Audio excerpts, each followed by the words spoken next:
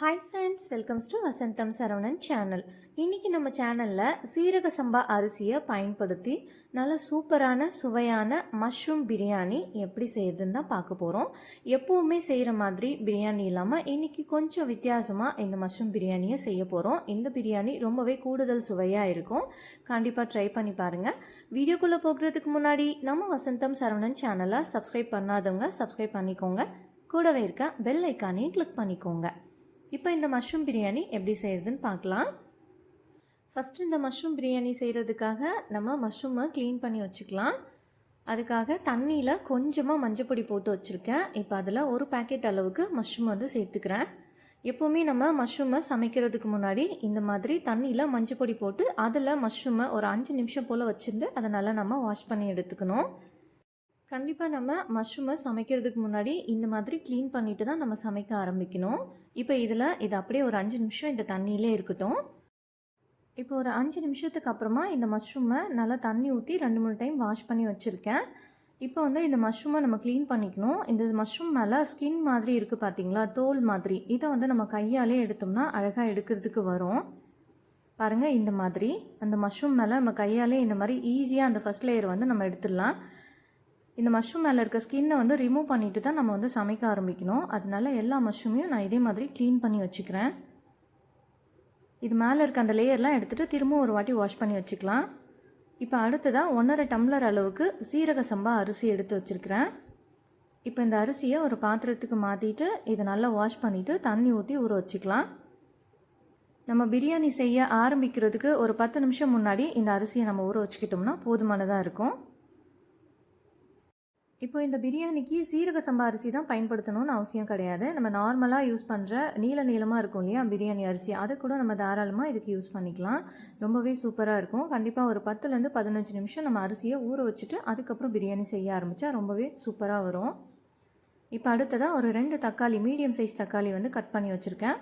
அது கூடவே 2 medium size வெங்காயத்தை நீல வாக்கில் கட் பண்ணி வச்சுருக்கேன். 2 பச்சை மிளகாய். அடுத்ததாக மசாலாவுக்காக ஒரு அன்னாசி பூ எடுத்து வச்சுருக்கேன். 4 கிராம்பு, 2 ஏலக்காய், 1 ஸ்பூன் ஜீரகம், 1 ஸ்பூன் சோம்பு, 2 பட்டை, கூடவே பிரியாணி இலை, ஒரு 4-5 பிரியாணி இலையை உடச்சி போட்டு வச்சுருக்கேன். இன்றைக்கி இந்த பிரியாணியை நம்ம குக்கரில் தான் செய்ய போகிறோம். அதுக்காக ஸ்டவ் ஆன் பண்ணிவிட்டு ஒரு குக்கரை ஹீட் பண்ணி வச்சுருக்கேன். இப்போ இந்த குக்கர் நல்லா சூடான பிறகு இதில் ஒரு 4லேருந்து 5 ஸ்பூன் அளவுக்கு எண்ணெய் சேர்த்துக்கிறேன். இப்போ எண்ணெய் சேர்த்துட்டு இந்த எண்ணெய் நல்லா சூடான பிறகு நம்ம எடுத்து வச்சுருக்கிற மசாலா பொருட்கள் எல்லாத்தையும் இதில் நம்ம சேர்த்துக்கலாம். இப்போ இந்த எண்ணெய் நல்லா சூடாயிடுச்சு. நம்ம எடுத்து வச்சுருக்க ஜீரகம், சோம்பு, பட்டை, கிராம்பு, அன்னாசி பூ இது எல்லாத்தையும் இது கூட சேர்த்துக்கலாம். இப்போ இந்த மசாலா பொருட்கள்லாம் நல்லா வறுபட்ட பிறகு நம்ம கட் பண்ணி வச்சுருக்க பச்சை மிளகாயை இது கூட சேர்த்துக்கலாம். அடுத்ததாக வெங்காயத்தை சேர்த்துட்டு இதை நல்லா நம்ம வதக்கிக்கலாம்.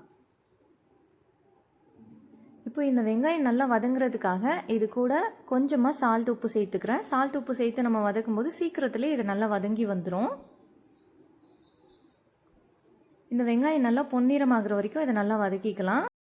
இப்போ அடுத்ததாக ஒரு மிக்ஸி ஜார் எடுத்து வச்சுருக்கேன். இப்போ அதில் ஒரு துண்டு அளவுக்கு இஞ்சி எடுத்து வச்சுருக்கேன், கட் பண்ணி குட்டி குட்டியாக. இப்போ அந்த இஞ்சியை சேர்த்துக்கலாம். அது கூடவே 2 பச்சை மிளகாய் சேர்த்துக்கிறேன். ஒரு 10லேருந்து 15 பல் பூண்டு சேர்த்துக்கிறேன் அது கூட. இப்போ அடுத்ததாக ஒரு 5-6 முந்திரி இது கூட சேர்த்துக்கிறேன். இப்போ அடுத்ததாக ஒரு கைப்பிடி அளவுக்கு புதினா சேர்த்துக்கிறேன். இப்போ இது எல்லாத்தையும் நம்ம நல்லா விழுது மாதிரி அரைச்சி எடுத்துக்கலாம். கொஞ்சமாக தண்ணி சேர்த்து அரைச்சி எடுத்து வந்துக்கலாம். பாருங்கள், நல்லா இந்த மாதிரி ஃபைனாக பேஸ்ட் மாதிரி நல்லா அரைச்சி எடுத்துக்கணும். இப்போ நம்ம வெங்காயம் நல்லா வதங்கிடுச்சு. இப்போ நம்ம அரைச்சி வச்சுருக்கிற இந்த புதினா பேஸ்ட் இது கூட மிக்ஸ் பண்ணிக்கலாம்.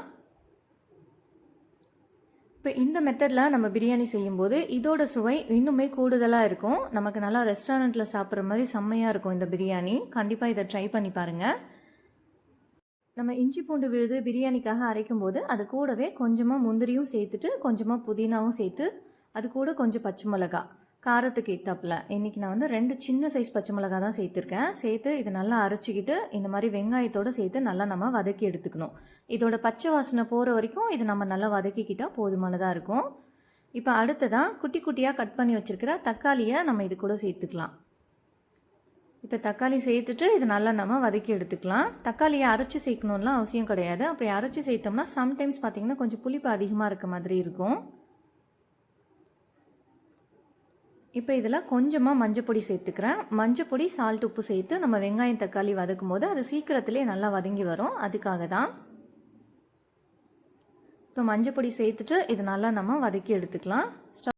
ஸ்டவ்வை ஸ்லோ ஃப்ளேமில் வச்சுட்டு இதை மூடி போட்டு வச்சுட்டோம்னா அழகாக கொஞ்ச நேரத்துலேயே அரைச்சி விட்ட மாதிரி இந்த வெங்காய தக்காளி எல்லாம் நல்லா வதங்கி வந்துடும். இப்போ அடுத்ததாக கொஞ்சமாக கொத்தமல்லி எடுத்து வச்சுருக்கேன். இப்போ அந்த கொத்தமல்லியை வந்து நம்ம இது கூட சேர்த்து நல்லா வதக்கி எடுத்துக்கலாம். நம்ம ஆல்ரெடி புதினா வந்து அரைச்சி சேர்த்துட்டோம். அதனால் கொத்தமல்லியை வந்து நம்ம கட் பண்ணியே சேர்த்துக்கலாம். கொத்தமல்லி சேர்த்து அரைக்க தேவையில்லை. இப்போ இது எல்லாத்தையும் சேர்த்து நல்லா வதக்கி விட்டுக்கலாம். இதெல்லாம் நல்லா வதங்கி எண்ணெய் வந்து பிரிஞ்சு வர மாதிரி இருக்கணும். அது வரைக்கும் நல்லா இதை வதக்கி விட்டுக்கணும். இப்போ இந்த பிரியாணிக்கு சுவையே பார்த்திங்கன்னா நம்ம இஞ்சி பூண்டு விழுது அரைக்கும் போது அது கூட முந்திரி எல்லாம் சேர்த்து அரைச்சிருக்கோம் இல்லையா? முந்திரி, புதினா, பச்சை மிளகாய். இது வந்து இந்த பிரியாணிக்கு ஒரு கூடுதல் சுவையை கொடுக்கும். கண்டிப்பாக வித்தியாசமாக இருக்கும் பிரியாணி சாப்பிட்றதுக்கு. இப்போ அடுத்ததாக காரத்துக்கு கொஞ்சமாக தனி மிளகாத்தூள் சேர்த்துக்கிறேன். ஒரு அரை ஸ்பூன் அளவுக்கு மட்டும் சேர்த்துக்கிறேன். அது கூடவே ஒரு அரை ஸ்பூன் அளவுக்கு தனியாத்தூள் சேர்த்துக்கிறேன். அடுத்ததாக ஒரு ஸ்பூன் அளவுக்கு கரம் மசாலா சேர்த்துக்கிறேன். ஆல்ரெடி நம்ம காரத்துக்கு பச்சை மிளகாய் சேர்த்துருக்கோம். அதனால் நம்ம காரத்துக்கு தகுந்தாப்புல இந்த தனி மிளகாத்தூள் வந்து சேர்த்துக்கலாம். இப்போ இது எல்லாத்தையும் நல்லா மிக்ஸ் பண்ணிவிட்டு இது நல்லா வதக்கி விட்டுக்கலாம். இப்போ இது நல்லா வதங்கி வந்துடுச்சு. அடுத்ததாக நம்ம கட் பண்ணி வச்சுருக்கிற மஷ்ரூமை நம்ம இது கூட சேர்த்துக்கலாம். மஷ்ரூமை நம்ம சமைக்கும்போது பார்த்திங்கன்னா அதுலேருந்து தண்ணி விட ஆரம்பிக்கும். அதனால் நம்ம இந்த பிரியாணிக்கு தண்ணி சேர்த்துக்கும் போது கொஞ்சம் தண்ணி எப்பவும் நம்ம சேர்த்துக்கிறதோடவும் கொஞ்சம் தண்ணி வந்து கம்மியாக தான் சேர்த்துக்கணும். இப்போ மஷ்ரூமை இந்த மசாலாவோடு சேர்த்து நல்லா மிக்ஸ் பண்ணி விட்டுக்கலாம். ஒரு நிமிஷத்துக்கு நல்லா இந்த மாதிரி மிக்ஸ் பண்ணி விட்டுக்கலாம்.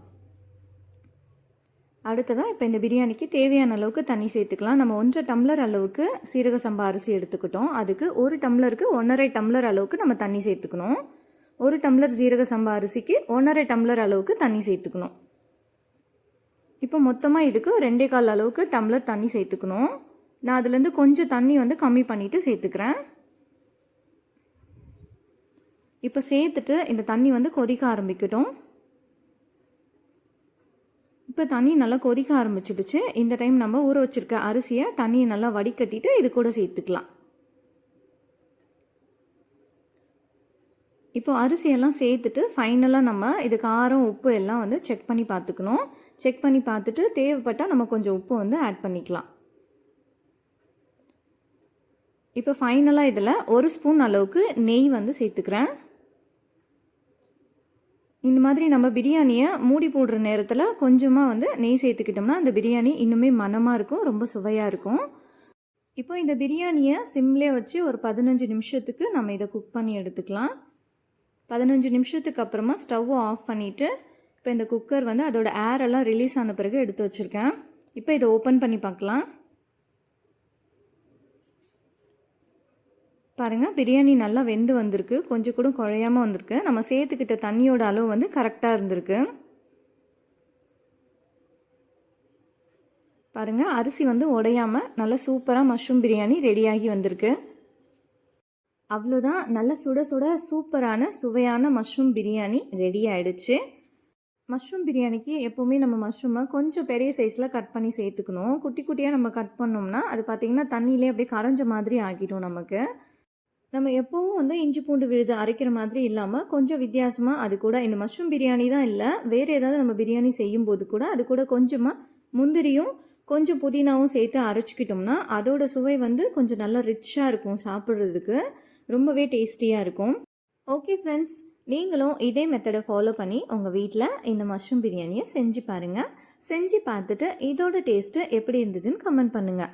இந்த வீடியோ உங்களுக்கு ரொம்ப பிடிச்சிருந்தா இந்த ரெசிபியை உங்களோட ஃபேமிலி அண்ட் ஃப்ரெண்ட்ஸ்க்கு ஷேர் பண்ணுங்கள், லைக் பண்ணுங்கள், கமெண்ட் பண்ணுங்கள். தேங்க்ஸ் ஃபார் வாட்சிங்.